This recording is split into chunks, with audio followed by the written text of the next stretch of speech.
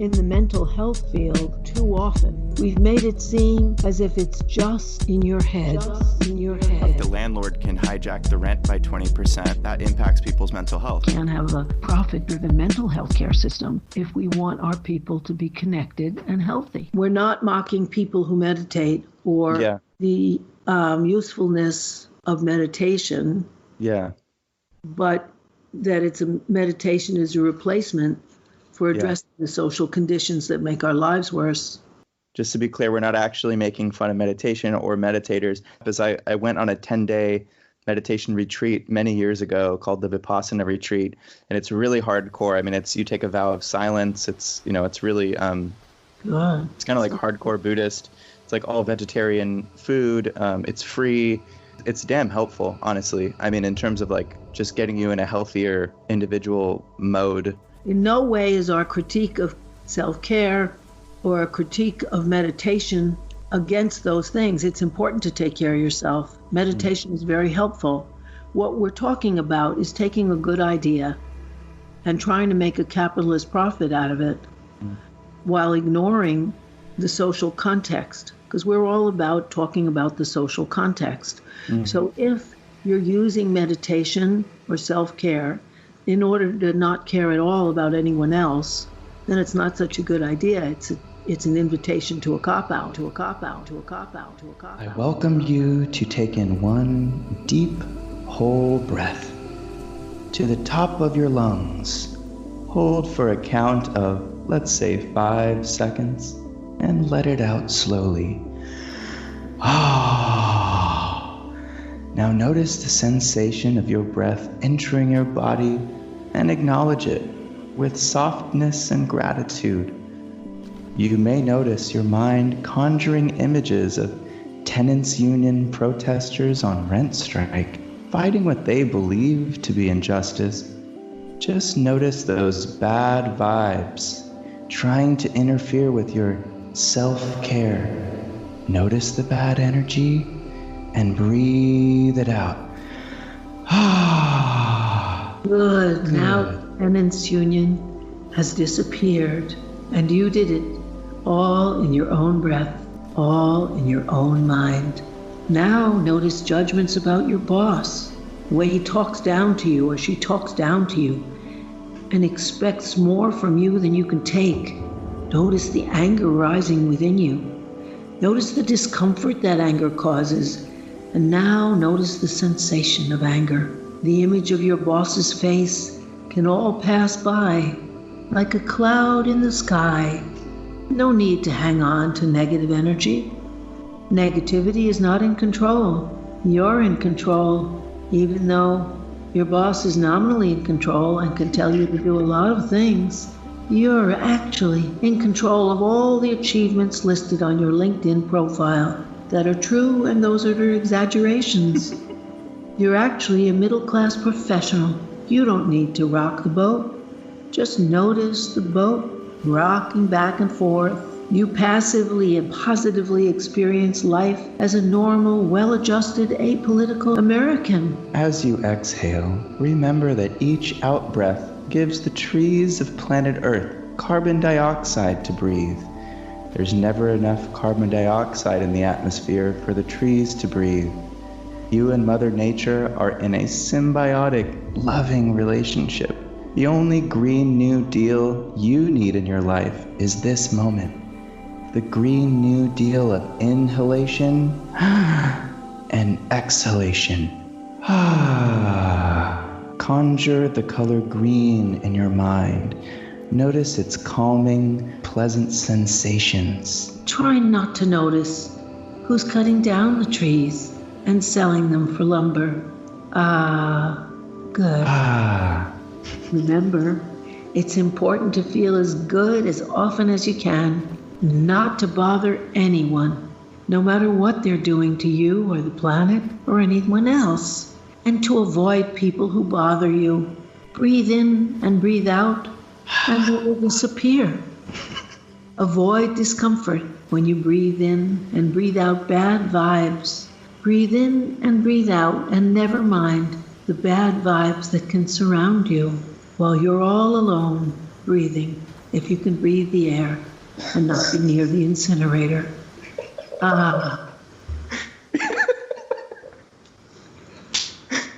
Okay. In my yoga class, which is a wonderful class, the teacher says that yoga is a path to world peace. Now, the more and more Americans that are doing yoga, America has a presence in 144 countries and also has more armaments than all of the other countries combined. So that isn't working. To have inner peace doesn't work to create a peaceful world, but it can create to help you quiet down so that you can look at the world and intervene in it in a responsible way to make it better. It's just you shouldn't confuse your own calm with the struggle against those forces that are perverting our world. You can't just meditate imperialism away. It just doesn't. That's not what it's designed for, you know. And the uses to which it could be designed are perverted and can be taken to create political passivity and disinterest, as if the only thing that matters is your own state of mind and not what's around you. The COVID virus is a great example. You can be very peaceful as you walked in a crowded place and still get COVID. Mm-hmm. If people haven't taken the precautions to disinfect and to protect us, which they haven't. And it's as if all those people who are disobeying the shelter-in-place laws only meditated, Trump's agenda would change. No, it wouldn't. We have to understand that mindfulness is important, and it's important to be able to focus on what's going on in you and in the world. But you aren't the world. And what we are addressing here is the capitalist co-optation of the valuable tools of meditation and yoga and other self-centering practices that help you calm down, know what's going on in yourself, and be able to be a calming, smart presence in the world that changes it, but that does not confuse your inner changes with political change. That, people didn't create the union movement by sitting there calmly in their small breaks and while they were on the toilet in the 5 minutes allotted. I mean, the suffragists, women getting the right to vote, it wasn't 100% violence, but a lot of it actually entailed like women throwing firebombs at police in the streets. I mean, there is... Or leaving them in the mailboxes in certain areas. Right. So, and again, we're not saying like, go fist fight the police or something in the streets, but like the reality of the way social change has always happened is there's been conflict. It's not just discomfort. It's not like a little bit of anxiety that makes you feel uncomfortable. It's like, struggle. Like the word struggle has been used on the left for a long time for a very good reason. Think of if we had a time machine, you went back to like, let's say when slavery was more overtly legal or when women were men's property. And if you had a bunch of therapists and meditation teachers just kind of helicopter into those time periods and say, wow, well, these slaves, they have really high, we've done some clinical assessments and it just really looks like they have high levels of PTSD and there's these personality disorders. Look at all these women with borderline personality disorders. They're just singing for no reason and screaming. And look at these hysterical women. They keep complaining about their husbands, but look, they're owned by their husbands. Why do these women keep complaining? We need to get them some meditation classes. We need to get them to calm down. It obviously seems absurd if we frame it that way, but there's a lot of ways that exact kind of thing is happening right now. Just keep calm down. Good vibes, positive vibes, don't rock the boat. I couldn't agree more. If the suffragists were sitting in and they did some calming meditation things while they were sitting in and resisting arrest, it's very nice to be calm when you're resisting arrest, because if you kick the officer in the balls, he'll probably hurt you. Therefore, right. But you need to sit there and say no, and you need to sit in sometimes.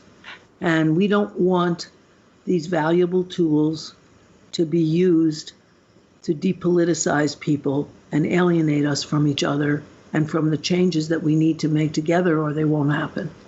That goes back to this idea of discipline to me too. And I think in any kind of social movement, there's a need for discipline. Well, especially in what you just brought up, any kind of direct action campaign.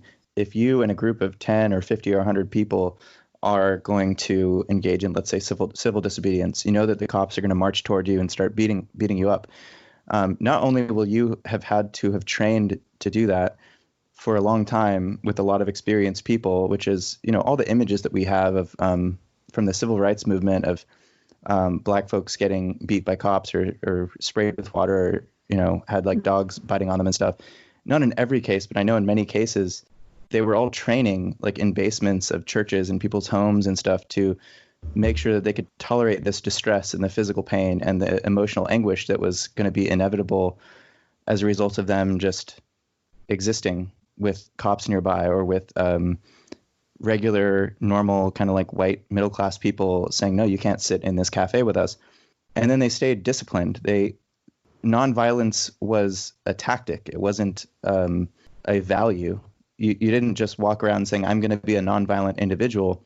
You're saying we have larger political goals, and we're going to use nonviolence as a tactic that requires a lot of discipline. So we're going to have to stay focused, something that mindfulness helps with. We're going to have to stay calm, something mindfulness helps with. And we're going to have to stay probably compassionate toward our oppressors, because as much as we're feeling anger and hatred toward them for mistreating us, we need to just kind of keep cool, because we don't want to make a bad situation worse. And we know the cameras are pointing at us, and this is all going to be on the evening news tonight or the newspapers. So all the discipline that you can get from something like mindfulness or any other kind of calming practice can come in real damn handy if you're engaged in social movements that require direct action and struggle. But that's where kind of my issue is, where even the history of yoga, from what I've been reading, is that yoga really started to take off in the form that we're accustomed to. I think it's called yoga asana, and there's many different types of this kind of, like what we think of as yoga, where you do like downward dog and you hold like a squat for a long time and you just do a bunch of stretching and stuff. But part of it was that the Hindu nationalist movement that was trying to fight back against the British colonialists were trying to export a very kind of culturally prideful aspect of themselves, coupled with bodybuilding in service of becoming physically strong enough to be able to physically resist British colonialists. So even the way we conceptualize yoga right now as like, well, maybe on my lunch break from my office job, I'll go stretch for a little while and sweat, and I'll feel spiritually centered, I suppose, and physically fit. That the history of that exact practice is actually highly political and was shaped in the context of extremely violent colonialist practices by the British imperial forces. So it wasn't just to get yourself relaxed and to exercise. Mindfulness is part of mental health, and spiritual practice is part of mental health and calm and sanity. But it's also pushed as a cop-out, and we have to address that within this psychopolitical moment that we're in. So the history of the self-care movement is actually one of the most fascinating things I came across. There's this one quote from, Remembering the Origins of the Self-Care Movement by Sarah Boyle. It's from a bust.com article. And it says, women's rights activists were inspired by groups such as the Black Panthers and began adopting their own ideas of what self-care meant for women, namely those living in poverty without access to health care. Ignored and often criticized by the government for their need for health care, such as reproductive services, feminist activists opened their own health clinics to ensure that women were given access to the care that they needed. It is infuriating to realize that access to these basic rights is still labeled an act of rebellion. The late activist Audre Lorde wrote the now famous quote, "Caring for myself is not self-indulgence, it is self-preservation, and that is an act of political warfare." So what's so interesting about that to me, though, is that I've seen memes and like graphics and images all over the internet over the years with that exact quote by Audre Lorde that is not at all within a political context. And it's funny because you could think of sort of a corporate, let's say there's some women leaders in, I don't know, like Citibank. Let's say there's I don't know, 6 out of 10 of the boardroom it's like women, right? And I mean, let's say they could be white, they could be women of color. Regardless, I could see any of them really kind of owning this quote. I could even see them that it's, I don't know, maybe on their LinkedIn profile or something, where they pride themselves on this idea of caring for myself is not self-indulgence, it's self-preservation, and that is an act of political warfare. You can kind of take that out of context and just say anything nice you're doing for yourself is an act of political warfare. And then it sounds like it has teeth in it, and it sounds like you're resisting something bad, like let's say the patriarchy or whatever thing you want to say you're resisting. And then you can say, so I'm going to go eat some chocolate, and it's an act of political warfare. But it only works that way if you completely take it out of the context this article's talking about. I'm curious what your experiences were during this time, if you were seeing this kind of stuff go on, or if you were involved in this stuff yourself, Harriet, of women's circles engaging in self-care in a way that's totally different than how we think of it today. Well, as a white woman who in the women's movement was in graduate school and was not shut out of healthcare, I was aware that the original abortion rights movement was for abortion rights and against forced sterilizations, because throughout the South, women who went in for reproductive care, Black women, were often sterilized as a way of controlling their ability to create other people who were also brown. And that was very much an economic and racial issue because bourgeois white women were not subject to forced sterilizations. Women, particularly Black women, some white women also were forcibly sterilized in prison under that they would deceive them by saying there's a routine health procedure and drug them and sterilize them, which was race and class warfare. One of the mistakes that we made as a pioneer and founding mother of the women's movement was to take the personal as political, to leave it without defining it better, because what you do personally doesn't necessarily have any impact. You can take yoga every day. The world won't be a more just place. The United States will keep invading. The Afghanistanis will keep blowing up the American troops. The 144 countries that we're involved in will have problems because of our military involvement. The military-industrial complex will still make money because we're the biggest military producers in the world, no matter what your personal peace is like.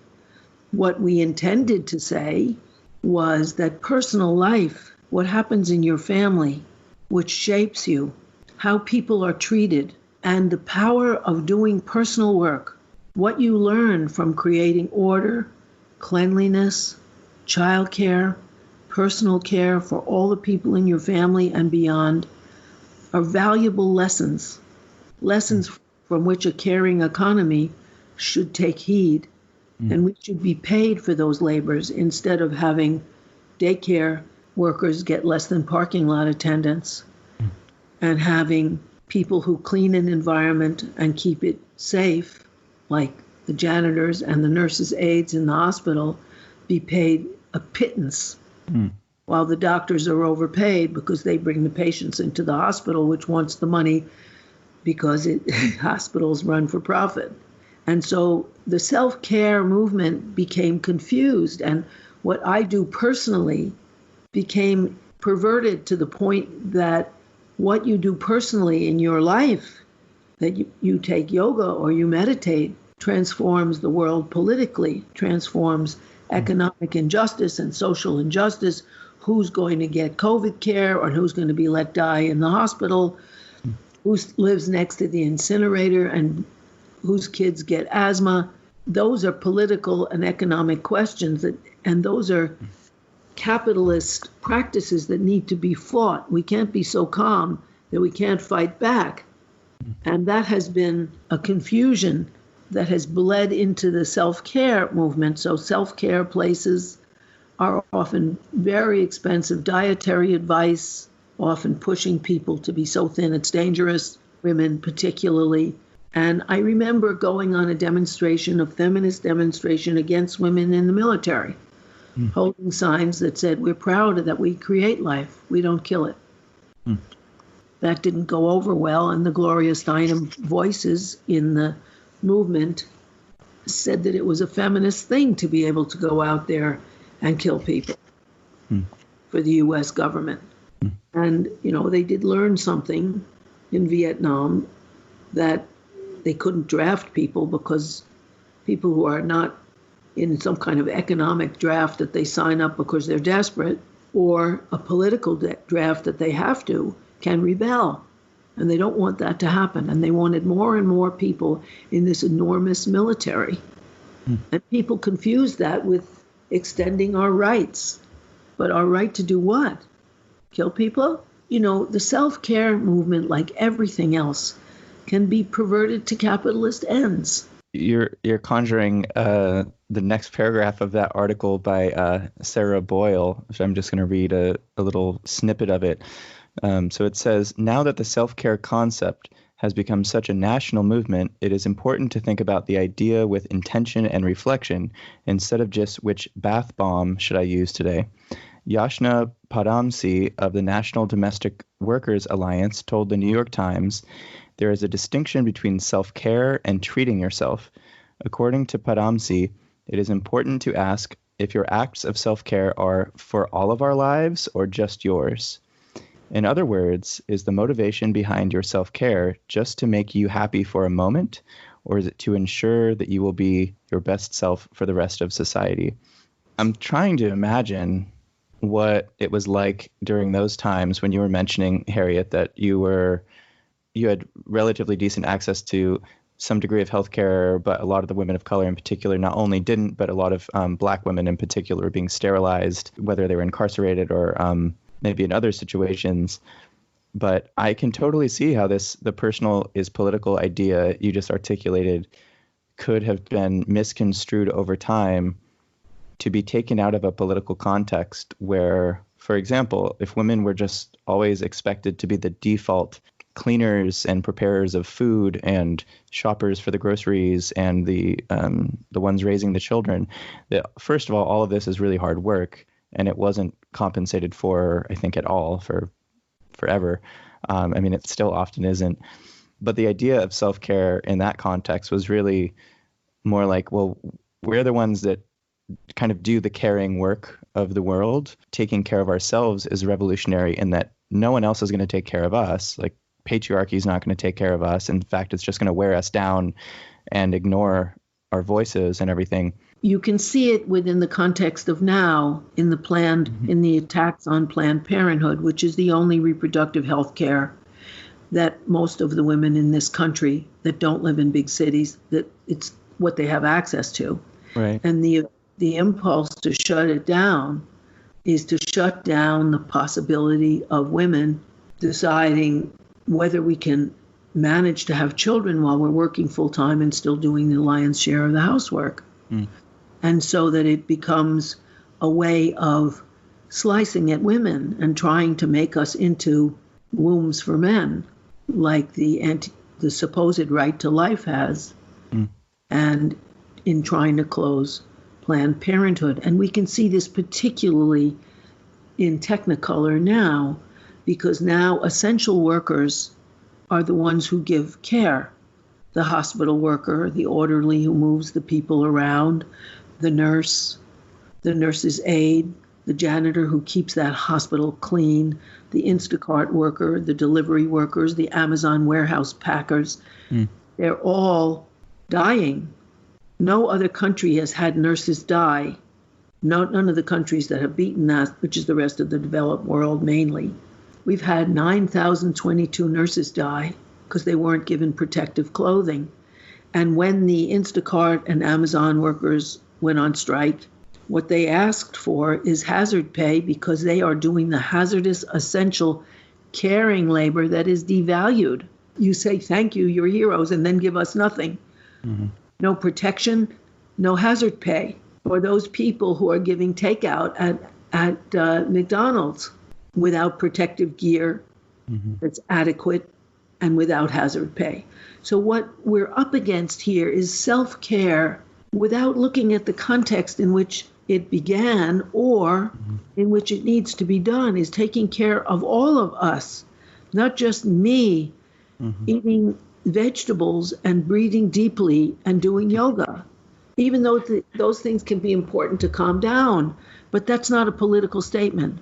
So I also want to just throw in here I don't think I've mentioned this yet to listeners, but so I'm a member of the IWW, which is the Industrial Workers of the World. It's I guess the radical labor union. And I've only had one extensive training with them called the OT 101, or Organizing Training 101, and something that, aside from the actual methods of like union organizing that you learn from an OT 101 with IWW, to me a bigger takeaway was the realizing what an enormous psychological shift that there has been in the workplace over the last 50 years, because I know so many people my age, like millennial age people, who will be complaining about their job.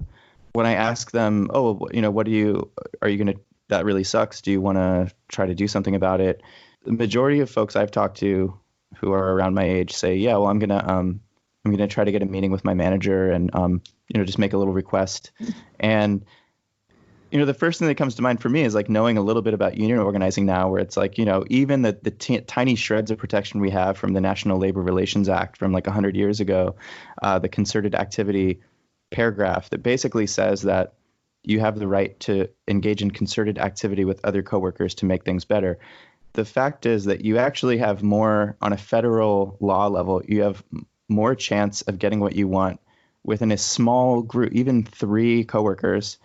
If you go in and you don't have to like march in with holding like M16s or something, you just go in there and say, you speak professionally, you role play what you're going to say. But all 3 of you or 5 of you or 10 of you make a reasonable request to the manager saying, we understand that you've made this request of our colleague, and we actually think the following would be a more reasonable alternative to what you've requested based off of X, Y, and Z. You're actually better off doing that than going in and talking to your manager alone. And just to go back to the self-care idea, all the issues that I think workers are facing today is that if you at least attempt to take some sort of collective action, you do it in an intelligent way in the workplace, you're more likely to actually get what you want. But that consciousness has faded away so extremely to where there's, in place of this idea of collective action in the workplace, there's hopelessness and there's fear. They're saying like, well, I don't want to be seen as somebody who will rock the boat. And how would I even talk to my coworkers about us standing up for each other? So it's a sort of art that's been lost and replaced with, well, don't get your other coworkers involved. They'll think that's annoying. That might make them feel uncomfortable. Have good boundaries, have good professional boundaries. Don't ask anything of anyone in your workplace. Don't talk back to your boss. Just be a professional and go ask them nicely if you can maybe get your dental benefits back. And if they say no, well, hey, you know what? Life goes on, and stay positive. You'll probably have the same employer say, well, hey, we got a discount on Headspace, the mindfulness app that you can download on your phone so you can do some meditation. So you'll feel a little bit more calm, because I know that it's the decision that's come down the pipeline is a little bit unsettling, but if you do a little bit of meditation and yoga, you'll feel better about it, right?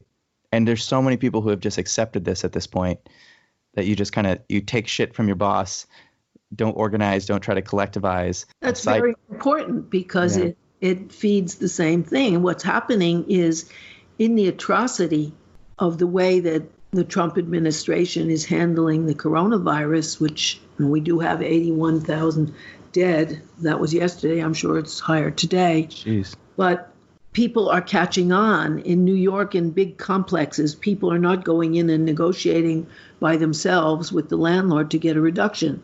Mm-hmm. They have no rent strikes, where enough people are not paying so that they get a landlord to hold the rent and not make people pay. It's the same thing with the Me Too movement. Women realized that if you talk personally about some man who abused you, the way Tara Burke did about Biden, and the way many, many women did about Trump, you won't be heard. But if you're part of a movement, if you're one of the 80 that reported Bill Cosby, or the 35 that originally had cases against Epstein, of course it turned out to be hundreds, or the multiplicity that complained about Weinstein, and you're all together, that's something that can't be denied. It's not he said, she said, you can be dismissed. It's we said, and we're together. And that's something that Americans are just beginning to realize again. We have to realize we have a government of corporate executives who then pick cabinet members who are other corporate executives with an idea that what's important in the world is that the profit-making companies keep making profit. And if you die at the meatpacking plant, well, at least Smithfield Foods or Tyson Foods are making money. And that's what we're up against. And self-care movements, if you're standing in the cold packing chicken parts and there's people with COVID next to you, breathing deeply will probably get you COVID. It's not a good idea. And doing yoga when you get home exhausted from standing on the line in the cold all day is not going to cut it. So that we have to understand that these very useful tools like meditation, yoga, Pilates, that can give you a sense of inner strength and calm, can prepare you for political struggle, or it can be a cop-out. And what we're talking about is don't let it be a cop-out. Use these value tools, because this amount of injustice can make you feel crazy. And it's important not to be crazy so you can fight back. I actually have a call I have to get on, Harriet, from a client. So as usual, we encourage everyone to send us emails. As you may have noticed, we had a name change. We had to change our name by one word. It was, it's not all in your head, and that's been changed to, it's not just in your head. So to email us, you'll see the email in the podcast description. It's not just in your head @gmail.com. We encourage you to send us your feedback, comments, criticisms, whatever you'd like. We welcome you all, and that we want people to understand that it's important to keep calm and centered and strong, because we need to fight against the injustice and the capitalist breakdown that is around us, so that we can have a life in a government that meets not only our needs, but our needs together. Okay, sounds good. Okay, Harriet, I'll talk to you soon. Sorry, I have to take this call. Sure, I understand that. Bye. Okay, bye. Bye.